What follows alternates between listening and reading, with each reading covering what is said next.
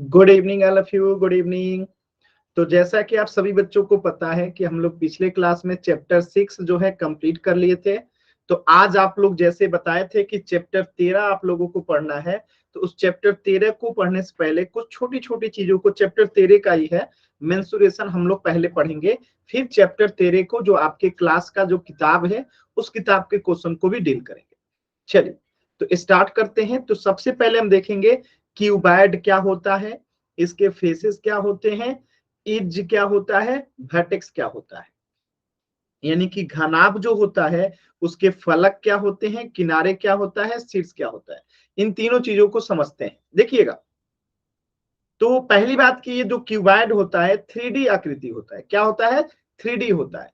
और एक होता है 2D। जैसे मैं यहाँ पे एक वर्ग बना दिया या आयत बना दिया तो ये 2D है। अब ये 3D और 2D में क्या अंतर होता है, आप में से कोई बच्चा बताना चाहेगा कि 2D और सर 3D? 3D जिसकी लंबाई चौड़ाई ऊंचाई हो और 2D जिसकी लंबाई चौड़ाई हो। वेरी गुड आंसर, एकदम सही आंसर दिया इन्होंने। 3D का मतलब क्या है? जिसमें लंबाई चौड़ाई ऊंचाई तीनों हो। और 2D का मतलब है कि जिसमें सिर्फ और लंबाई और चौड़ाई हो। जैसे मैंने यहाँ पे एक प्लेन पेज पे मैं इस आकृति को बनाया हूं, तो आप क्या कहेंगे कि ये इतना लंबा है, इतना चौड़ा है, ऊंचाई तो दिखेगा ना। लेकिन यहाँ पे आप देखेंगे कि ये इतना चौड़ा भी है, इतना लंबा भी है, और ये नीचे वाला जो गया ये क्या है? ऊंचा भी है। यानी कि इसमें लंबाई चौड़ाई ऊंचाई तीनों ही दिखाई देगा। जैसे ये मान लेते हैं कि क्या है, इसकी ऊंचाई है, ये इसकी चौड़ाई है, और ये इसकी क्या है? एक लंबाई है। बात समझ में आया? तो इसमें लंबाई चौड़ाई ऊंचाई जो है तीनों चीजें आपको दिखाई देंगी, तो उसे हम कहते हैं 3D आकृति। बात समझ में आया? तो ये जो है घनाभ क्या है? 3D आकृति है। क्लियर है? बताइएगा सभी बच्चे, क्लियर है?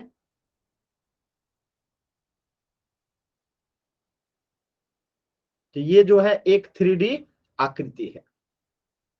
अब देखिए इसमें 6 फलक होते हैं, 6 आयताकार फलक होते हैं। आयताकार फलक को समझने का सबसे अच्छा तरीका है, देखिएगा मैं आपको यहाँ पे बना के दिखाता हूं। जैसे ये एक आयत है, एक सेकेंड, ये एक आयत है, एक ये आयत है, सॉरी एक ये आयत बना दिया मैंने, यहाँ पे मैंने एक आयत बना दिया। अब देखिए एक और आयत बनाता हूं, ठीक है, ये दोनों आयत है। अभी इन दो आयतों से मिल के बनाएंगे हम घनाभ को। देखिए ये इधर गया, ये इधर गया, ये इधर गया, ये आयत बना, सॉरी, ये घनाभ बनाने का एक तरीका है।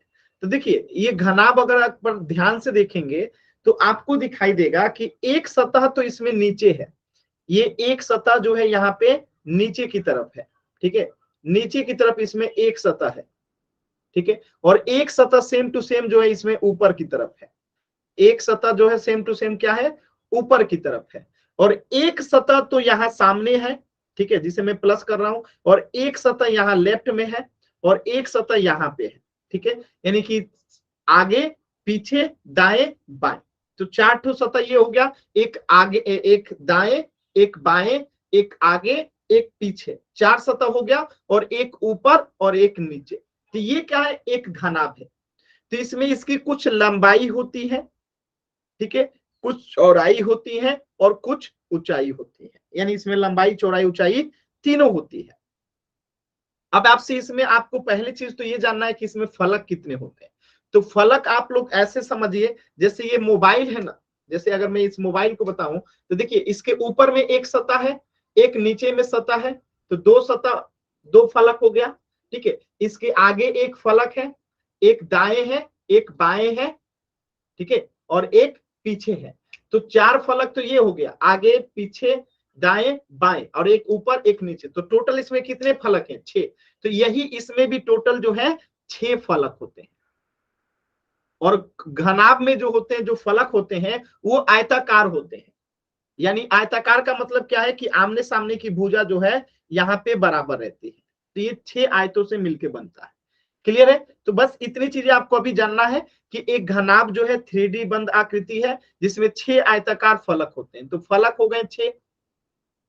अब देखिए अगर हम इसमें किनारे की बात करें, किनारे, तो इसमें किनारे कौन होते हैं? तो देखिए जिसपे मैं ये मार्क करूंगा ये किनारे होंगे। जैसे ये एक इसका किनारा हो गया, ठीक है, ये एक किनारा हो गया, दो किनारा, एक ये किनारा हो गया 3, एक ये किनारा हो गया 4, एक ये किनारा हो गया 5, ये एक 6, 7, 8, 9, 10, 11 और 12। तो इसमें किनारे कितने हो गए? 12। याद रहेगा किनारे कितने हो गए? 12। ठीक है, तो किनारे हो गए 12। तो किनारे आप लोग पहचान जाएंगे। किनारे कैसे पहचानेंगे? तो ध्यान से देखिएगा, जब दो फलक आपस में मिलते हैं, यानी कि ये एक फलक है, ठीक है, ये नीचे वाला क्या है? एक फलक है। तो ये एक फलक जब किसी और से मिलेगा तो वहां पे किनारों का निर्माण होता है, जैसे यहाँ हुआ। ठीक है, यहाँ पे ये नीचे वाला फलक मिला, यहाँ से यहाँ, तो एक किनारा बना। ये यहाँ से यहाँ मिला तो एक किनारा बना, एक यहाँ से यहाँ मिला तो एक किनारा बना। तो ये सब क्या है? किनारे हैं। यानी दो फलक आपस में एक रेखाखंड पे मिलते हैं, जिससे किनारा कहते हैं। तो किनारा आप लोग समझ गए होंगे, ये सब बहुत बेसिक है। तो फलक हो गए 6, किनारा हो गया 12। अब अगर बात करें इसमें शीर्ष की, ठीक है, तो शीर्ष कितने होते हैं? शीर्ष इसमें 8 होते हैं। देखिए 1, 2, 3, 4, 5, 6, 7, 8। तो शीर्ष कितने होते हैं? 8 होते हैं। तो एक्चुअल में मुझे आपको बस ये समझाना था कि एक घनाभ में फलक 6 होते हैं, वर्टेक्स 8 होते हैं, और किनारे जो है वो कितने होते हैं? 12 होते हैं। ये आप लोग समझ पाए कि नहीं समझ पाए? काउंट कर पाएंगे कि नहीं कर पाएंगे? इसलिए मैं इसको जल्दी जल्दी बता दिया, ताकि आप लोगों को ये आसान है, इसे आसानी से आप लोग इमेजिन कर सकते हैं। ठीक है, तो 6 फलक, वर्टेक्स 8, किनारे 12। अगर समझ गए तो इसके क्वेश्चन भी बहुत जल्दी जल्दी कर लेंगे। तो एक क्वेश्चन है, कीजिएगा जल्दी से सभी बच्चे, इसको चैट सेक्शन में करते हैं जल्दी जल्दी। एक घनाभ के कितने शीर्ष होते हैं? जल्दी से चैट सेक्शन में आंसर बताइए। एक घनाभ में कितने शीर्ष होते हैं? चैट सेक्शन में बताइए जल्दी से, शीर्ष कितने होते हैं? सिर्फ 2 बच्चों का उत्तर आया जी, 3 बच्चों का, 4 बच्चों का, और बाकी बच्चे 2 बच्चे, सभी बच्चे आंसर करेंगे। चल, कितने होते हैं? 8 शीर्ष होते हैं। कौन कौन? देखिए 1, 2, 3, 4, 5, 6, 7, 8। तो एक घनाभ में कितने शीर्ष होते हैं? तो 8 शीर्ष होते हैं। आसान था। अगला क्वेश्चन देखिएगा, इस क्वेश्चन को कीजिए। तो यहाँ पे जो ये ग्रीन कलर का दिख रहा है, ये ग्रीन ग्रीन जो दिख रहा है, इस ग्रीन लाइन को हम लोग क्या कहते हैं? इस ग्रीन रेखा को क्या कहते हैं? इस सभी ग्रीन रेखा को हम लोग क्या कहते हैं? ध्यान से देखिए, तो इस ग्रीन के रेखा को क्या कहते हैं? ये सभी जो ग्रीन रेखा है उसको क्या कहते हैं? घनाभ में हरे रंग से क्या दर्शाया गया है? बताइएगा सभी बच्चे, कोशिश कीजिए, आसान सवाल है। Very good. तो ये ग्रीन वाला क्या है? किनारा है। ये ग्रीन वाला क्या है? सब किनारा है। जैसे ये हो गया एक किनारा, ये हो गया दूसरा किनारा, ये हो गया तीसरा किनारा, ये हो गया चौथा किनारा, ये पांचवा हो गया, ये छठा हो गया, ये सातवां हो गया, और ये आठवां हो गया, नौवां, 10वां, 11वां, और ये 12वां। तो टोटल किनारे कितने हो गए घनाभ में? 12 किनारे हो गए। ठीक है, तो ये किनारे हैं। चलिए अगला क्वेश्चन कीजिएगा, अगला टॉपिक है आपका। अब देखिए, जब आपने घनाभ समझ लिया तो अब घन के बारे में समझते हैं। तो देखिए यहां पर भी कुछ नहीं बदलेगा, इसके भी फलक 6 ही होंगे, इसके भी किनारे जो हैं 12 ही होंगे, इसके भी शीर्ष 8 ही होंगे। तो आप कहेंगे कि सर घन और घनाभ में अंतर क्या है? ध्यान से समझिएगा, दोनों अंतर अभी समझ में आ जाएगा। देखिए एक घनाभ जो बनता है ना, वो 6 आयतों से मिलके बनता है। ठीक है, इसमें 6 आयतों से मिलके जो है एक घनाभ का निर्माण होता है। जैसे मैं यहाँ पे बना रहा, देखिए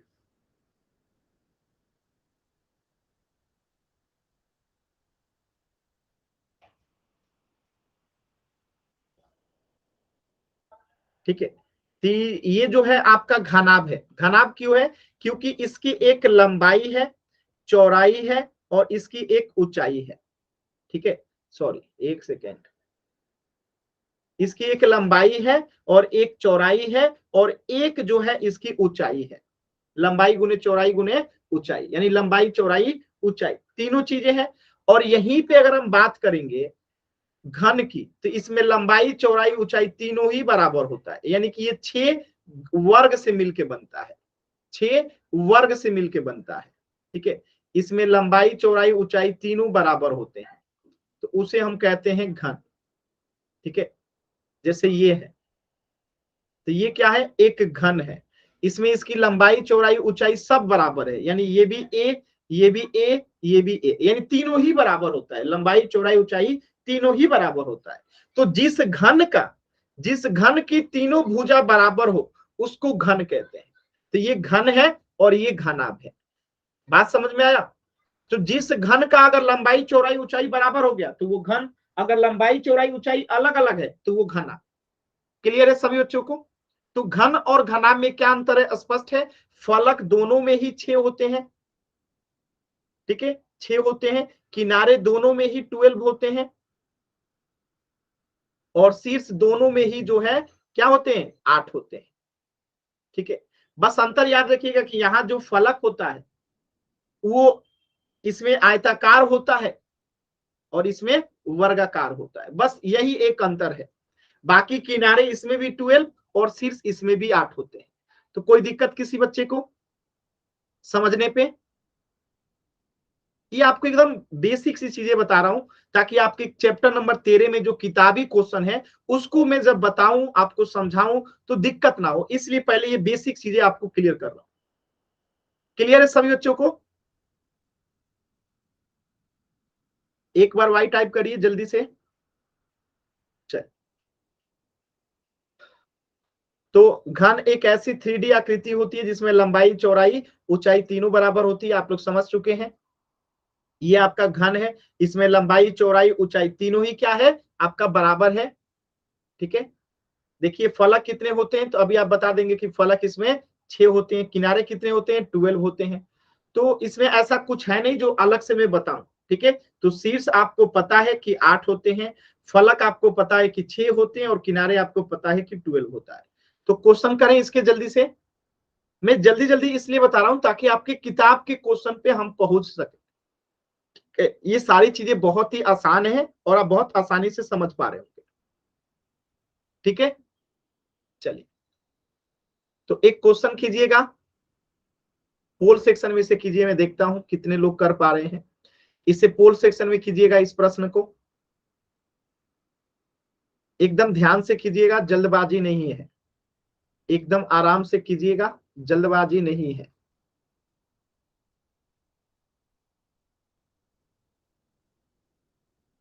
चलिए पोल सेक्शन में आंसर कीजिएगा।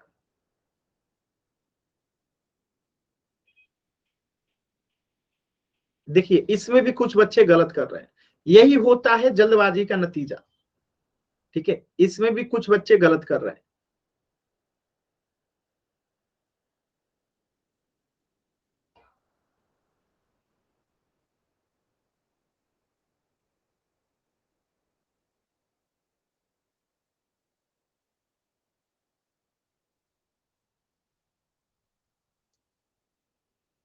जल्दबाजी नहीं करना है, अभी भी 2 बच्चों के उत्तर नहीं आए, जल्दी से उत्तर कीजिए, ये तो एकदम आसान है जी।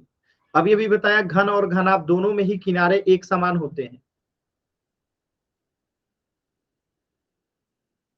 कोशिश कीजिए सभी बच्चे।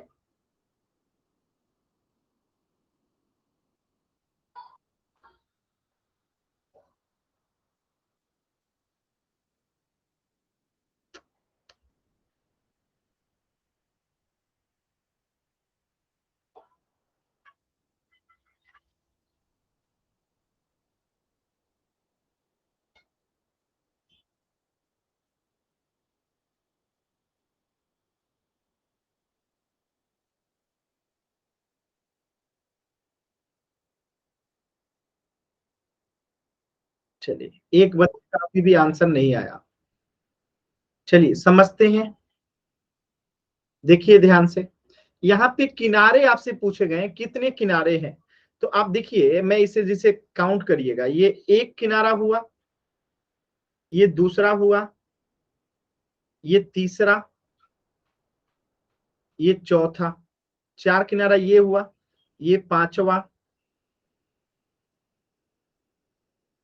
ये 6ठा, ये 7वां, ये 8वां, और ये 9वां, 10वां, 11वां, और ये 12वां। तो टोटल किनारे कितने हैं इसमें? 12 है। आपसे 12 पूछा गया है। कुछ बच्चों ने बी को आंसर कर दिया। 8 एक्चुअल में शीर्ष होता है। शीर्ष कितने होते हैं? 8। 1 2 3 4 5 6 7 8। ठीक है, तो शीर्ष 8 होते हैं, किनारे जो हैं 12 होते हैं। चलिए अगला प्रश्न कीजिए। तो इस प्रश्न का आंसर कीजिए तो सभी बच्चे पोल सेक्शन में। देखिए एकदम आसान आसान क्वेश्चन है, अगर आप लोग ध्यान नहीं देंगे तो फिर दिक्कत है। एकदम ध्यान से कोशिश कीजिए। ठीक है, जिस घनाभ की लंबाई चौड़ाई ऊंचाई बराबर हो उसे क्या कहते हैं? अब ये भी बताया था। कोशिश कीजिए, जब किसी घनाभ की लंबाई चौड़ाई ऊंचाई तीनों ही बराबर होता है उसे क्या कहते हैं?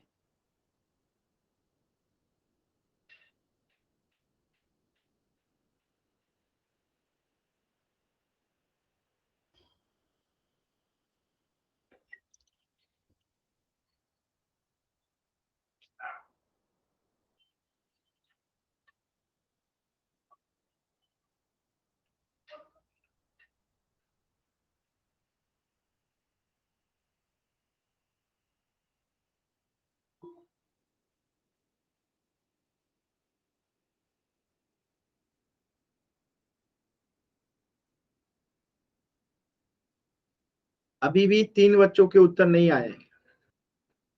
सभी बच्चे उत्तर करेंगे। यदि घनाभ की लंबाई चौड़ाई और ऊंचाई बराबर है तो उसे क्या कहेंगे? अभी भी 3 बच्चों के उत्तर नहीं आए हैं।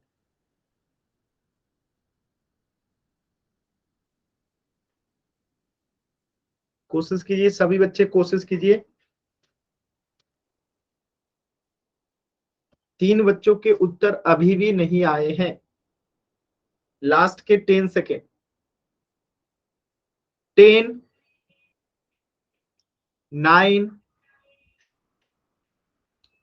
8 7। 2 बच्चों के उत्तर नहीं आए। 6 5 4 3 2 1।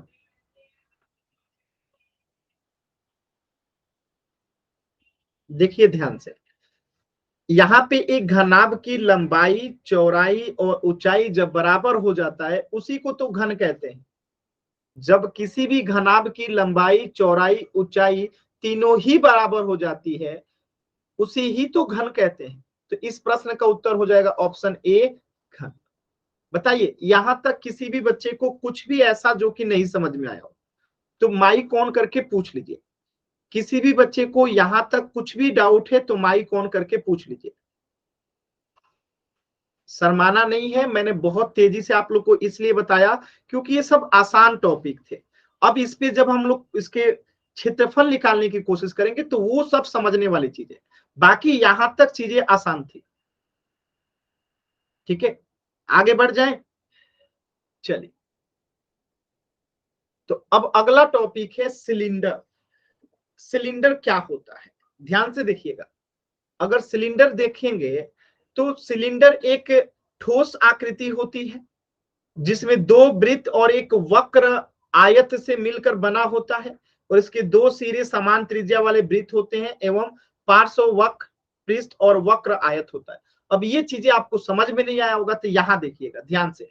अभी मैं आपको सिलेंडर समझाता हूं। देखिए, जब इसको मैं एक सादे पेज पे समझाता हूं, जैसे ये क्या है, एक आयत है, देख रहे हैं ना, आयत के आकार का है।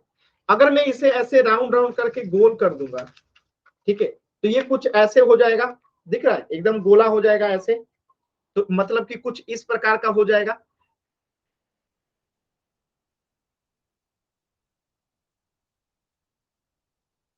ठीक है, कुछ इस प्रकार का हो जाएगा, हो गया ना। तो इसको राउंड राउंड किया हूं तो ये इस प्रकार का हुआ है, और ऊपर में भी तो एक वृत्त लगाना पड़ेगा ना, तो ये ऊपर वाला एक वृत्त हो गया, इसी प्रकार एक नीचे वाला वृत्त हो जाएगा, ठीक है, इसको बंद करने के लिए। तो यही हो गया, दो वृत्त हो जाएंगे, एक ऊपर में और एक नीचे में, और इसे राउंड राउंड करेंगे तो ये ऐसा कुछ गोला हो जाता है, ठीक है, तब जाके सिलेंडर के आकार बनता है, ये बना सिलेंडर, ठीक है। तो इसको जब मोड़ देंगे, ऐसे ऐसे है तो ये ऐसे है, ठीक है, ये ऐसे है तब ये ऐसे है, और जब इसे हम मोड़ेंगे तो ये कुछ इस प्रकार का हो जाएगा, और ऊपर में एक वृत्त और नीचे में एक वृत्त आएगा। अब यहाँ पे समझने वाली बात ये है कि ये जो दोनों वृत्त है ना, वो बेलन का आधार कहलाते हैं। ये दोनों वृत्त क्या कहलाते हैं? इस बेलन का आधार कहलाते हैं। और इन दोनों वृत्त के मध्य में जो दूरी है, जैसे ये क्या है, इस वृत्त की त्रिज्या है, और ये भी इस वृत्त की त्रिज्या है, और जो वृत्त की त्रिज्या होती है वही बेलन की त्रिज्या भी होती है। यानी मैं पूछूं वृत्त की त्रिज्या, अगर मैं कहूं आपसे कि इस वृत्त की त्रिज्या जो है आर है, ठीक है, आर है, इस वृत्त की त्रिज्या आर है, और मैं पूछूं बेलन की त्रिज्या क्या होगी, तो आप कहेंगे कि बेलन की त्रिज्या भी आर ही होगी। अगर मैं कहूं वृत्त का जो त्रिज्या है वो 10 सेंटीमीटर है, तो बेलन का त्रिज्या कितना होगा? 10 सेंटीमीटर।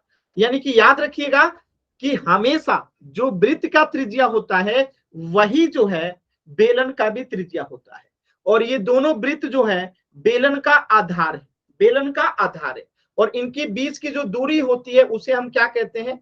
उसे हम ऊंचाई कहते हैं। तो ये जो लंबवत दूरी है उसे हम क्या कहेंगे? इन दोनों आधार के मध्य में जो दूरी है उसे हम ऊंचाई कहते हैं। क्या कहते हैं? ऊंचाई कहते हैं, हाइट है ये, ठीक है। तो इन दोनों आधार के बीच की लंबवत दूरी जो है वो बेलन की ऊंचाई होती है। लंबवत दूरी यानी 90 डिग्री का कोण बनना चाहिए। अगर मैं इस तरीके से यहाँ खींच दूं ये वाला, तो क्या ये लंबवत दूरी है? नहीं, लंबवत नहीं है, क्योंकि 90 डिग्री का एंगल नहीं बना रहा है। तो ये इसे हम तिर्यक ऊंचाई कहते हैं। क्या कहते हैं इसे?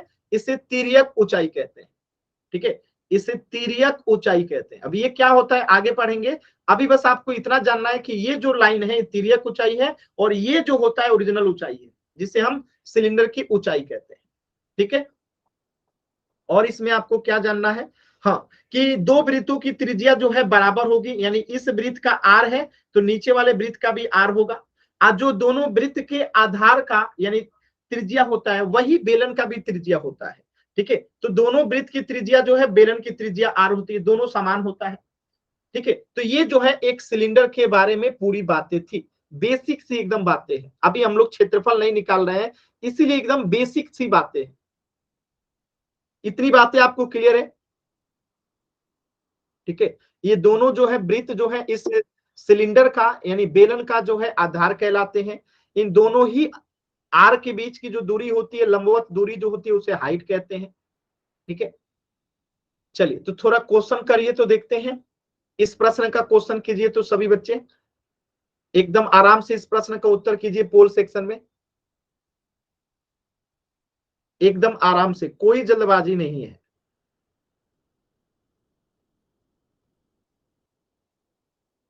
कोशिश कीजिए।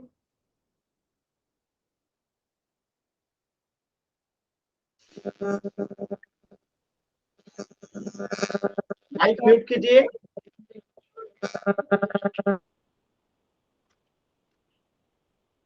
Very good. अभी भी 3 बच्चों के उत्तर नहीं आए, सभी बच्चों को उत्तर करने हैं। कोशिश कीजिए सभी बच्चे, सभी बच्चों को कोशिश करना है।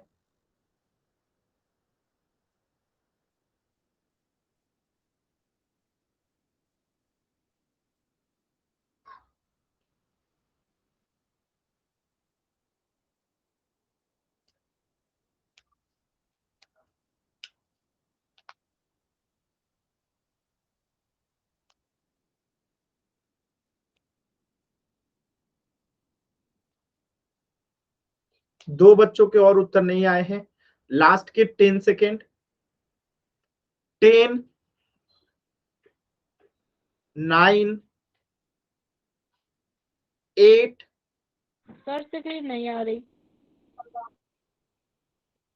एक बार दोबारा से क्लास को रिज्वाइन कीजिए।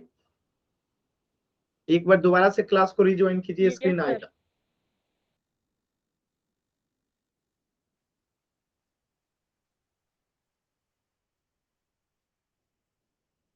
पांच सेकेंड रुकते हैं।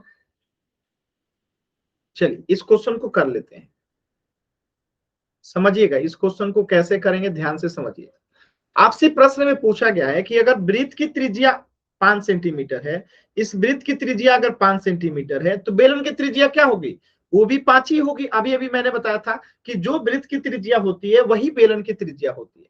तो इसका उत्तर क्या हो जाएगा, ऑप्शन बी 5 सेंटीमीटर, कोई अंतर नहीं पड़ेगा। चलिए क्वेश्चन नंबर 36 देखिएगा। आपको यहाँ पे जो है पहचानना है कि इसकी ऊंचाई क्या है, होल सेक्शन में आंसर कीजिएगा। ऊंचाई जो है आपको पहचानना है, ठीक है, कि इसमें ऊंचाई कितना है। बताइएगा सभी बच्चे इस प्रश्न का उत्तर पोल सेक्शन में, कि इस बेलन की ऊंचाई क्या है।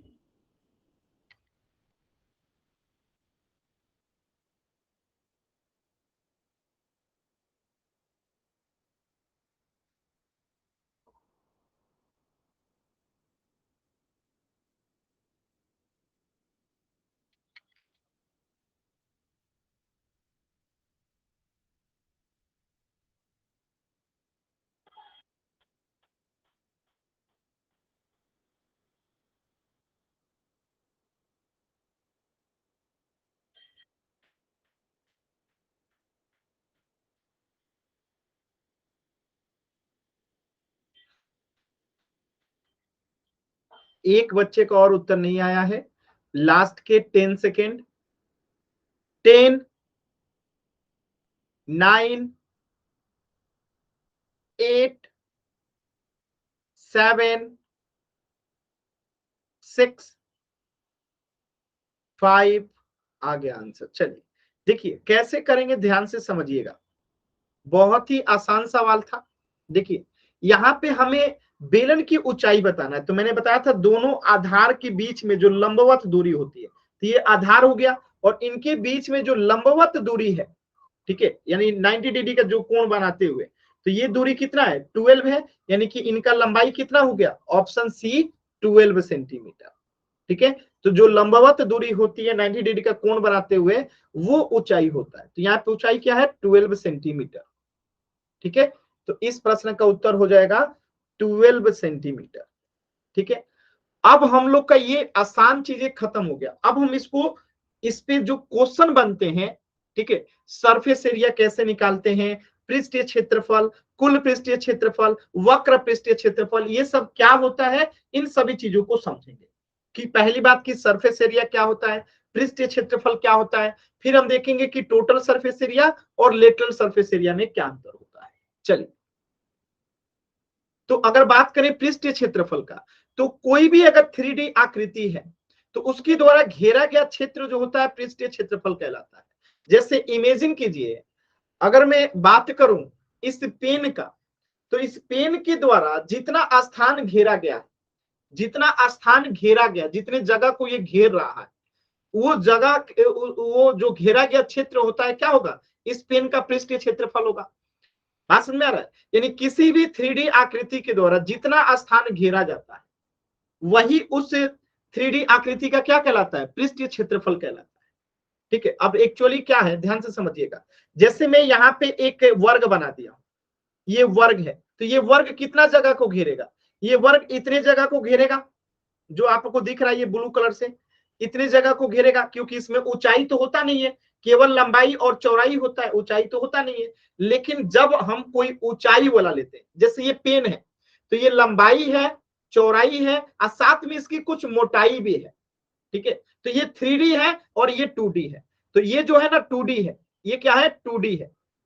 और जबकि 3D में क्या होता है, जैसे ये बना लेते हैं, यहां पे देखिएगा ये क्या हो गया, एक 3D आकृति हो गया। देखिएगा ये मैंने एक घनाभ बना दिया, तो ये क्या है, एक 3D है। इसमें कुछ लंबाई है, कुछ चौड़ाई है, कुछ ऊंचाई है।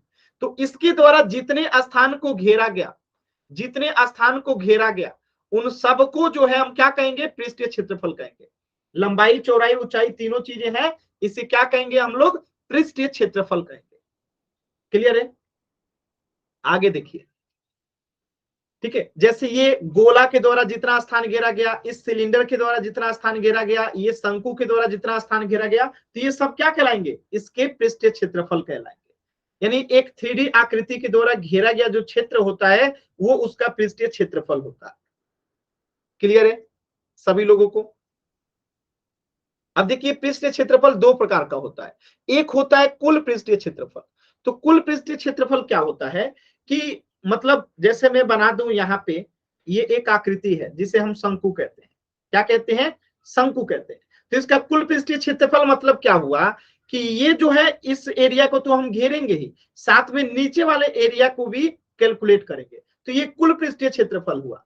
और एक होता है वक्र पृष्ठीय क्षेत्रफल, जिसमें हम नीचे वाले एरिया को नहीं लेते, नीचे वाले स्थान जो जगह घेरा है उसको नहीं लेते हैं, सिर्फ ऊपर वाले को लेते हैं। तो वो होता है वक्र पृष्ठीय क्षेत्रफल। देखिए दोनों को एक साथ समझा रहा हूं, देखिएगा। वक्र पृष्ठीय क्षेत्रफल क्या होता है कि यहां आधार का क्षेत्र ज्ञात नहीं किया जाता है। यानी कि वक्र पृष्ठीय क्षेत्रफल में आधार वाला जो क्षेत्र है नहीं ज्ञात किया जाता है, और टोटल पृष्ठीय क्षेत्रफल में यानी टोटल जितना जगह घेर रहा है उन सबको ले लिया जाता है। ठीक है, तो ये मेजर अंतर है। अब जैसे मैं इसे एक एग्जांपल से आपको समझाने का कोशिश करता हूं, दोनों में अंतर क्या है। देखिए जैसे ये सिलेंडर है, ये क्या है, वक्र पृष्ठीय क्षेत्रफल इसका अगर निकालेंगे तो ये आधार होता है, एक ऊपर में एक नीचे में। तो इसे छोड़ देंगे, इसे नहीं ऐड करेंगे क्षेत्रफल में, तो ये हो जाएगा वक्र पृष्ठीय क्षेत्रफल। आज जब हम इस शंकु का, इसमें एक ही आधार होता है नीचे वाला, तो वक्र पृष्ठीय क्षेत्रफल निकालेंगे तो ये आधार वाला क्षेत्र जगह छोड़ देंगे, तो वो बाकी का एरिया निकालेंगे उस जो शंकुकार में है, तो वो क्या हो जाएगा, वक्र पृष्ठीय क्षेत्रफल। तो आधार को छोड़ देते हैं, यानी उसका एरिया नहीं निकालते हैं, तो वो होता है वक्र पृष्ठीय क्षेत्रफल। आज जब आधार का भी और बाकी सबका यानी टोटल पृष्ठों का जब क्षेत्रफल निकालते हैं, तो वो होता है कुल पृष्ठीय क्षेत्रफल। दोनों में अंतर आप लोग को क्लियर है कि वक्र पृष्ठीय क्षेत्रफल क्या होता है और कुल पृष्ठीय क्षेत्रफल क्या होता है? क्लियर है? यानी वक्र पृष्ठीय क्षेत्रफल में आधार का क्षेत्रफल नहीं जोड़ा जाता है, और कुल पृष्ठीय क्षेत्रफल में, टोटल पृष्ठीय क्षेत्रफल में जो आधार होता है उसका भी क्षेत्रफल जोड़ लिया जाता है। अब इसे मैं एक एग्जांपल से अगर आपको समझाऊं, तो देखिए एक एग्जांपल से समझिएगा। जैसे जैसे कैसे किसको एग्जांपल में लूं मैं,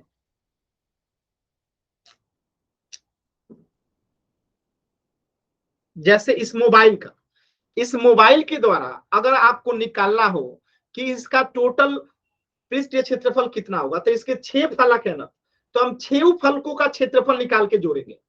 यानी इसकी ऊपर वाले, नीचे वाले, आगे के, पीछे के, दाएं के, बाएं के, सब जगह का। और जब मैं इसका कहूंगा वक्र पृष्ठीय क्षेत्रफल, तो जो इसका आधार है यानी नीचे वाला, तो इस नीचे वाले को छोड़ देंगे, नीचे वाला इसका आधार है। अब बाकी 5 गो का निकाल के जोड़ देंगे, तो वो हो गया आपका वक्र पृष्ठीय क्षेत्रफल। बात समझ में आया? तो वक्र पृष्ठीय क्षेत्रफल यानी जिसमें आधार नहीं जोड़ा जाता है, और टोटल पृष्ठीय क्षेत्रफल जिसमें आधार को भी जोड़ दिया जाता है। क्लियर है? इस पे क्वेश्चन करके देखें एक बार। चलिए इस पे थोड़ा क्वेश्चन करते हैं, समझिएगा। जैसे ये प्रश्न है, ध्यान से देखिएगा, इस प्रश्न को कोशिश करना है। इसमें आपसे पूछा गया है कि दिए गए घनाभ में हरे रंग से किस क्षेत्र को दर्शाया गया है।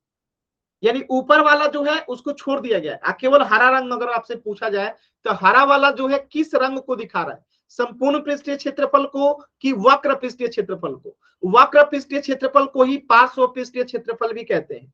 ठीक है, इसे पार्श्व पृष्ठीय क्षेत्रफल भी कहते हैं। तो एकदम ध्यान से समझिएगा, आप कोशिश कीजिए पोल सेक्शन में कि हरे रंग से किसे दिखाया गया है।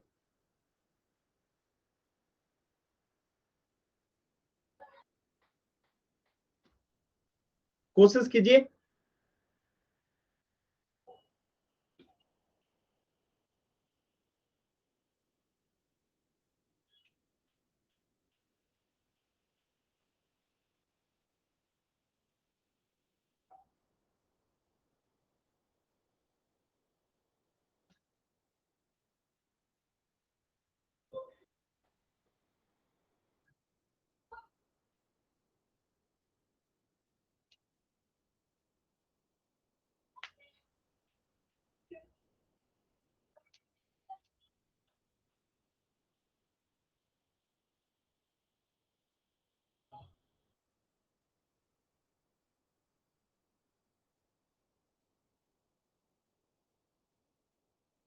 कोशिश कीजिए सभी बच्चे।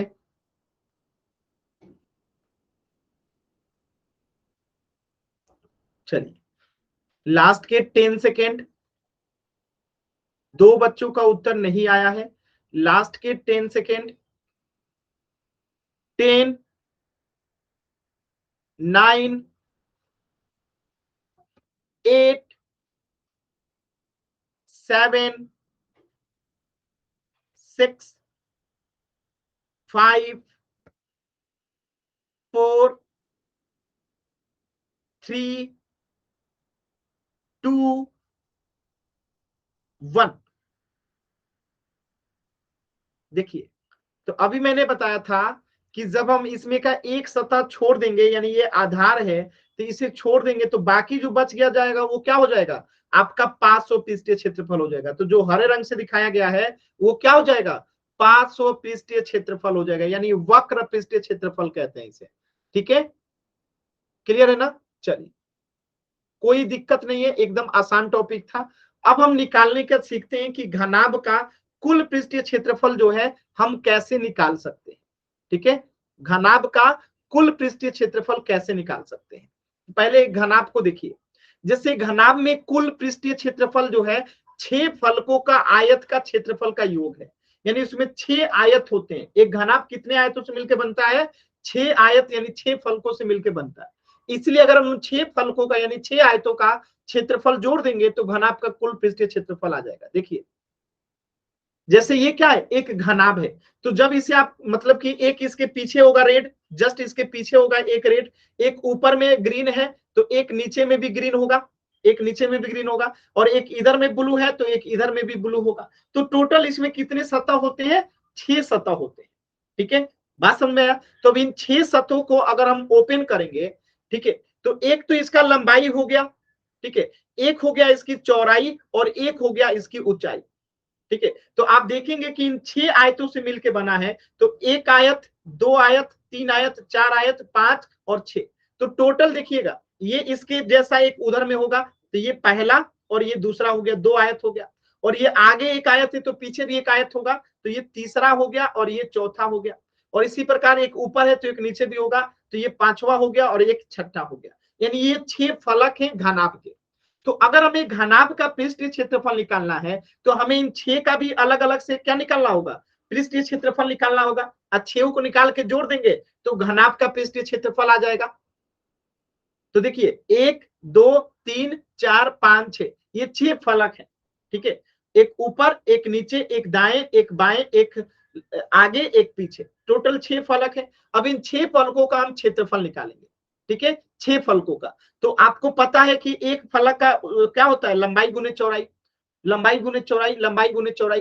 तो इसी तरीके से हम करेंगे तो लास्ट में आता है फर्स्ट आयत का क्षेत्रफल लंबाई गुने चौड़ाई, सेकंड का लंबाई गुने चौड़ाई, तीसरे का लंबाई गुने चौड़ाई। ऐसे कर करके हम जब निकालेंगे तो एक फॉर्मूला बन जाता है लास्ट में जाके, और वो होता है 2 इंटू लंबाई इंटू चौड़ाई प्लस चौड़ाई इंटू ऊंचाई इंटू लंबाई इंटू चौड़ाई। देखिए कैसे याद रखने का तरीका देखिएगा, देखिए कैसे याद रखेंगे। बस अगर आपको घनाभ का टोटल सरफेस एरिया निकालना है, TSA यानी टोटल सरफेस एरिया, तो 2 इंटू लंबाई के साथ एक बार चौड़ाई को गुणा कर देंगे प्लस, फिर चौड़ाई के साथ ऊंचाई को गुणा कर देंगे प्लस, और फिर ऊंचाई के साथ लंबाई को गुणा कर देंगे तो आपका काम हो जाएगा। ठीक है, तो ये फॉर्मूला है, इस तरीके से आपको याद रखना है कि 2 गुने लंबाई गुने ऊंचाई, चौड़ाई गुने ऊंचाई और लंबाई गुने चौड़ाई। ठीक है, तो इस तरीके से अगर आप कर देते हैं तो ये फॉर्मूला आपको याद रखना है। ये सब समझिएगा तो बहुत टिपिकल हो जाएगा। मेरा मानना है कि आप इस फॉर्मूला को याद रख लीजिए। ठीक है, अगर ये फॉर्मूला याद रहता है तो आप टोटल सरफेस एरिया बहुत ही आसानी से निकाल लेंगे। ठीक है, जैसे एक क्वेश्चन के माध्यम से मैं आपको समझाने का कोशिश करता हूं, देखिएगा। ठीक है, एक चीज हमेशा याद रखिएगा कि टोटल सरफेस एरिया जो है हमेशा सेंटीमीटर स्क्वायर, मीटर स्क्वायर, यानी हमेशा ये वर्ग सेंटीमीटर में लिखा जाता है। ठीक है, हमेशा वर्ग सेंटीमीटर में लिखा जाता है। जैसे अगर ऐसे एक क्वेश्चन आ गया, जैसे ये आपके सामने एक क्वेश्चन है कि एक घनाभ जो है 15 सेंटीमीटर लंबा, 10 सेंटीमीटर चौड़ा और 20 सेंटीमीटर ऊंचा है, तो इसका टोटल सरफेस एरिया आपको बताना है, TSA बताना है। तो मैं फॉर्मूला लिख देता हूं, 2 इंटू लंबा 1 मिनट, 2 इंटू लंबाई इंटू चौड़ाई प्लस चौड़ाई इंटू ऊंचाई प्लस ऊंचाई इंटू लंबाई। तो सभी बच्चे एक बार कोशिश कीजिए और इसे सॉल्व कीजिए। ठीक है, इस प्रश्न को सॉल्व कीजिए।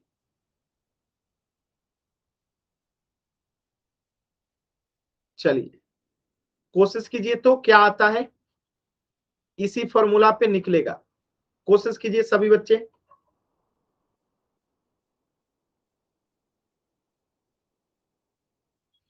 आराम से कीजिए, कोई जल्दबाजी नहीं है।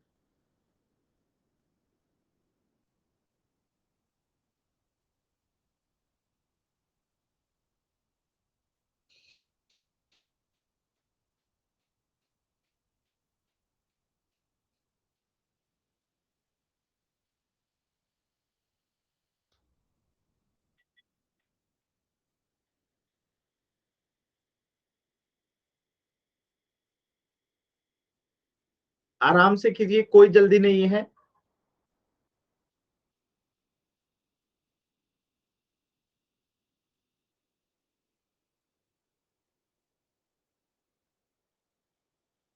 सभी बच्चे करेंगे आराम से।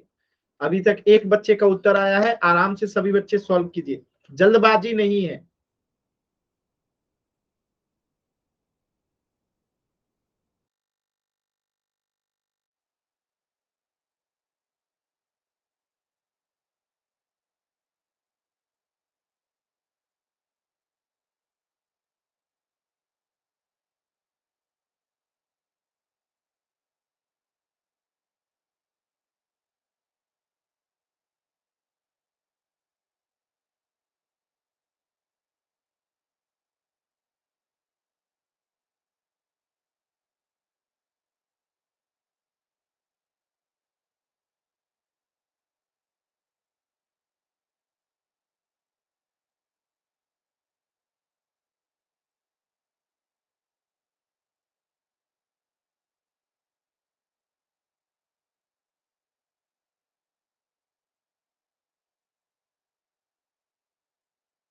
सभी बच्चे उत्तर कीजिए।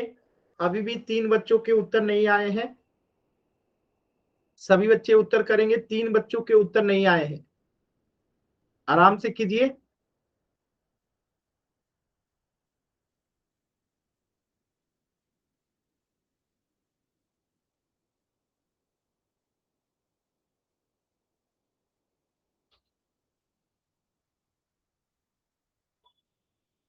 लास्ट के 10 सेकेंड। 10 9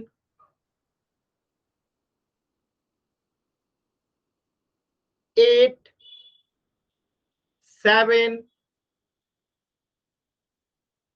6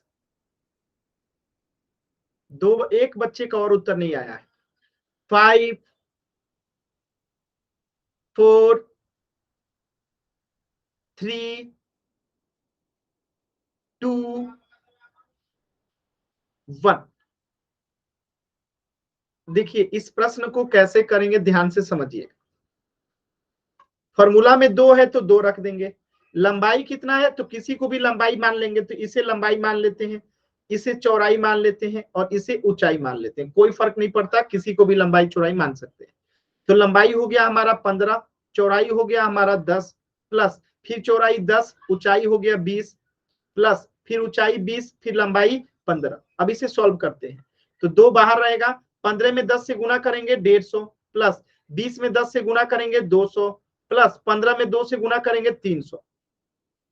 अब देखिए 2 तो बाहर ही रहेगा, 200 में 300 जोड़ेंगे 500, अब 500 में 150 जोड़ेंगे तो 650 और 650 में 2 से गुना करेंगे तो कितना आएगा 0, 2 5 10 का 0 हाथ बचा, 1 6 12 1 13। तो 1300 सेंटीमीटर स्क्वायर जो है उत्तर होगा ऑप्शन ए। क्लियर है सभी बच्चों को? बताइएगा 1300 सेंटीमीटर स्क्वायर। ठीक है, एकदम आसान था। तो इस प्रश्न का उत्तर हो जाएगा ऑप्शन ए, 1300 सेंटीमीटर स्क्वायर। ठीक है, तो आज की क्लास में कहीं पे भी किसी भी बच्चे को कुछ भी डाउट है पूछ लीजिए।